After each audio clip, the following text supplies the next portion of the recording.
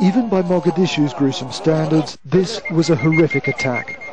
Although Somali authorities are still investigating, it seems that a suicide bomber drove his truck loaded with explosives into the walled compound that includes at least 5 government ministries.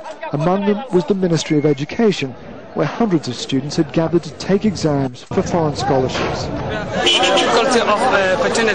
There were so many people who died here, while many more were injured. I've never seen anything like this before.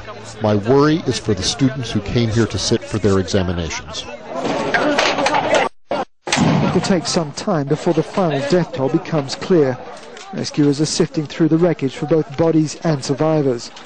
Even the nearby Medina hospital, which is used to dealing with mass casualties, is overwhelmed by the scale of the bloodshed.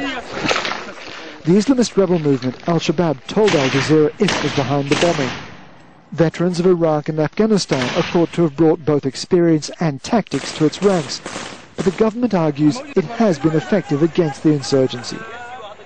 Al-Shabaab is a branch of Al-Qaeda, and we've seen around the world what they're capable of doing.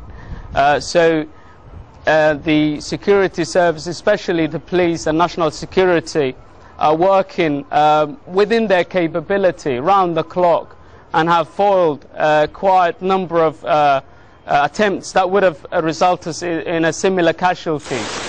2 months ago, Al-Shabaab pulled out of Mogadishu in what it called a tactical withdrawal. That opened an opportunity for the government to assert its authority over the city. But this latest attack is the most devastating in years, and it is a clear statement that they're not finished yet. An attack like this was always expected, but it will still worry the Somali government and its foreign backers. But it also raises the stakes for aid agencies who've been struggling to operate across the city and deliver food to the tens of thousands of people who fled the countryside to escape the ongoing famine. Peter Grester, Al Jazeera, Nairobi.